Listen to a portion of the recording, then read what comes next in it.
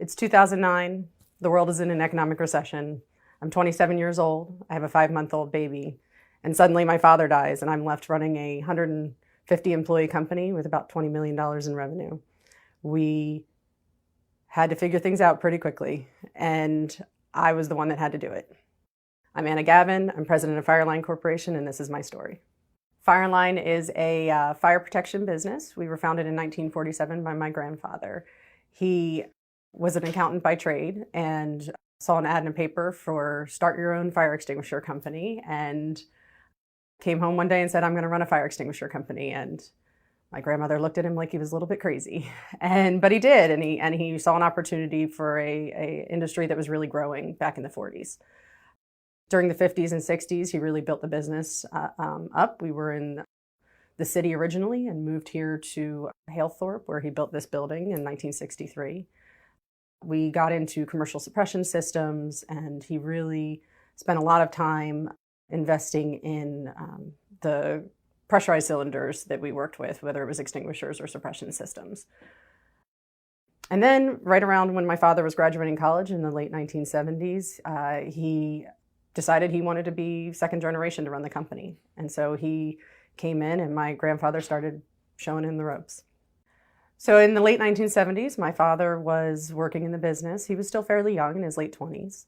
And he actually technically took over as president in 1982. I believe he was about 30 at the time. So still fairly young.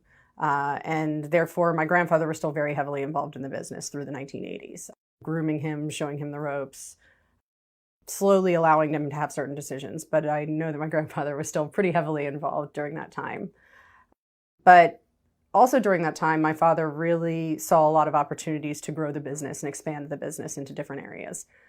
We moved on from just extinguishers and suppression systems to fire alarm systems, to sprinkler systems, to emergency and exit lights. Pretty much anything that puts out a fire or tells you about a fire, we got into that business during that time. And he really, really built that up, especially during the 90s. And I think it was during the 90s that my grandfather really started to step back more and allow my father to truly run the company as his own. So a lot of his contribution to the company was really taking what my grandfather had kind of put in place and then being a little bit more adventurous in terms of getting new lines in the business and new services in the business as well. So right around 2001, I came into the business. I was going to University of Maryland. I was studying art history with a minor in British literature, which is not recommended if you are looking for a career. And I was coming up here 2 days a week to work at my dad's company, and it was just a job. It was just a job to get office experience, to really have a job that I could go to that was consistent, that was familiar. This was just me working for my family business until I figured out what I wanted to do. I left in the mid-2000s, and I went to go work for a residence inn downtown as an HR and accounting manager for them. Met my husband, got married, and around that time was feeling like I wanted to come back and assist my father in the mid-late 2000s. Right around 2008, my grandfather passed away, and he was in his 90s, and he had been coming into work up until the end, really, just to open up the mail and things like that. Loved the business very much. I learned a great deal from him as well. But when he passed, it was really on my father at that point, and I was just here to assist my father when he needed it. I had a baby in mid-2009 and really was planning on focusing on being partly a mom and partly just helping out my dad at the business. In fact, towards the end of 2009, we had started talking about possibly even selling the business because my father was not in the best of health, and we were concerned that that was going to be a problem later down the road. And then Thanksgiving 2009, the country's kind of in an economic recession. Our business was just starting to feel it, and it was Thanksgiving, and I got a call. I was with my one side of my family, and I got a call from my mother that my father was going to be in the hospital. He was conscious for about a week, so I did get to come in and tell him that I was opening the mail, and I handled this, and I handled that for the company, and he was able to smile and shake his head for me, and I was able to kind of say what I needed to say. But he passed a week later, and everything changed, and we were not at all prepared. It was early December when that happened, and we had a funeral to plan, and we had things to do decisions to make, but we also had 150 employees. My mother really felt, okay, we'll make Anna president. We'll get through this time, we'll get through this recession, and then we'll sell the company when it's a better time to sell the company. I was 27. I had a 5-month-old baby. My husband blissfully quit his job and stayed home with the baby, which was amazing at the time. And I came in, and the first things that had to be decided were Christmas bonuses and how do we make payroll and how do we do all the basic business things. I was fortunate that I knew enough of the business and I knew enough of the players and the people to be able to fumble my way through those first few weeks. And then in January of 2010, we made the formal announcement that I would take over as president of the company. The first course of action for me was recognizing what I did and didn't know. And so in January, we pulled in a handful of people that I knew that ran fire protection businesses in the industry that my father had been friends with, that I had been friends with. These people had been at my wedding. I've known them my whole life. And they flew in and stayed with me for a week and really walked me through everything. I had a laundry list of questions. What is indemnification? And, what do I do about this lawsuit with this employee? And what is that giant tank of chemicals up in my warehouse? Everything. What is this vendor's pricing structure? So, we had every question you could possibly imagine. My mother really was very, the business was very much the mistress, right? It wasn't her love. It wasn't her passion. And so she was looking to say, when are we going to transition this company and when are we going to sell it? And it wasn't 2 months into running it that I said, nope, we're not going to sell it. I want to keep it. I want to run it. This is going to be mine. And that's what we did. Once I made that commitment that I was going to run this business, I had to really start planning and figuring things out a lot faster. Time was not in my favor. I didn't have time to learn every aspect of the business, and things and decisions had to be made. The thing I really identified right from the start was there were 3 things I had to focus on.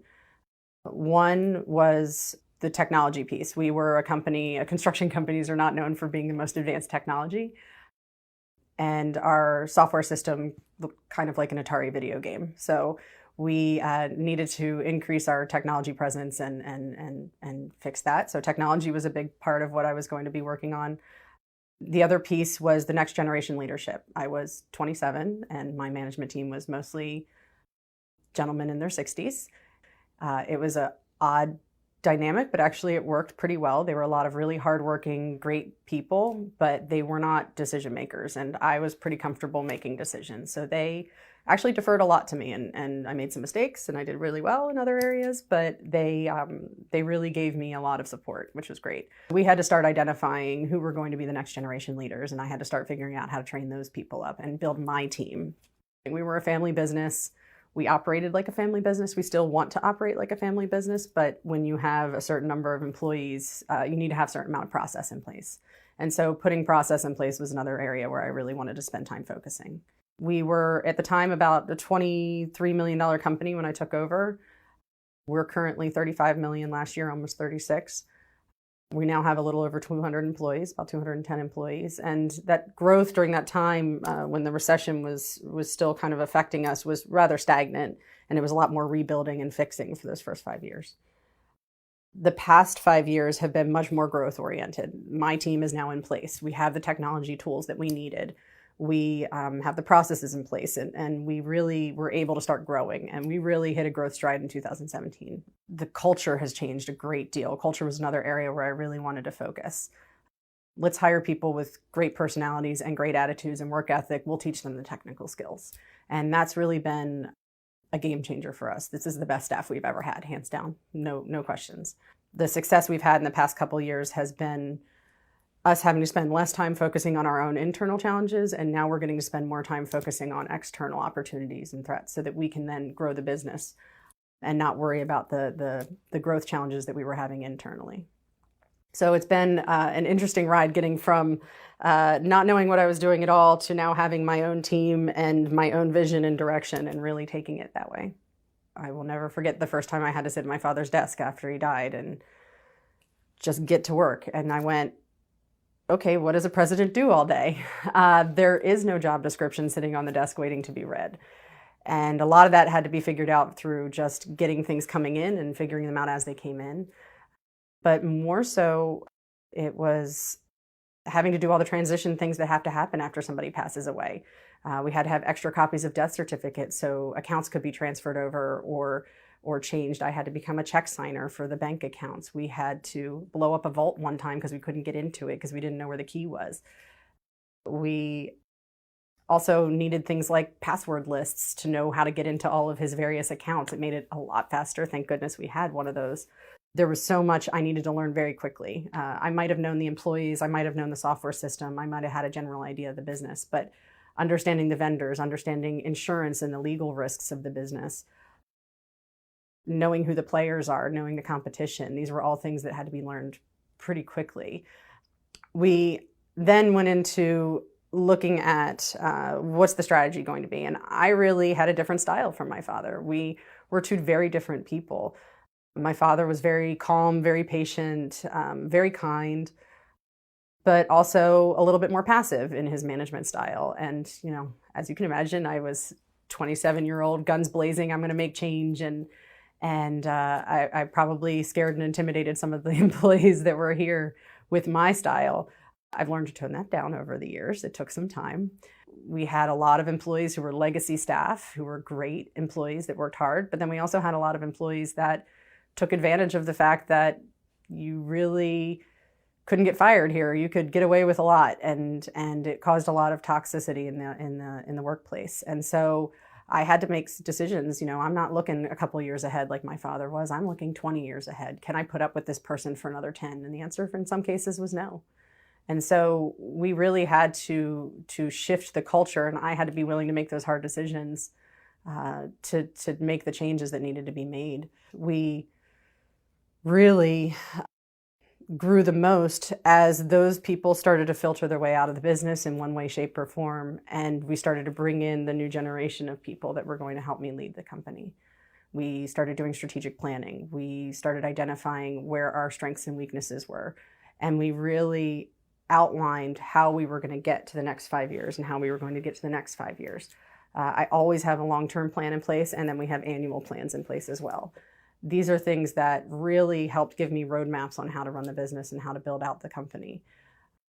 We probably wouldn't have survived if I had tried to just keep doing what my father was doing. Not because he wouldn't have done it well himself, but the company needed to grow and evolve with the times, and it definitely needed to do that when there was an economic recession in times.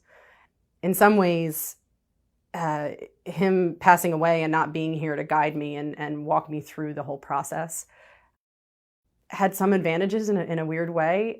You know, I had to make mistakes on my own. I had to learn my own lessons.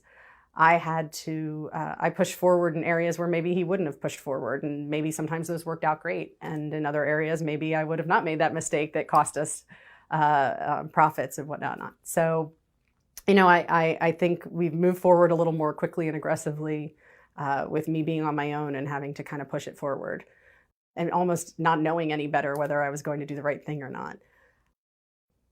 As time has passed, my style has changed. I've toned down a little bit. I've put things into place that make it easier for me to make decisions and, like I said, plan. And so I see a little bit more of my father and myself today than I did maybe 10 years ago. And I think that's a good mixture for me.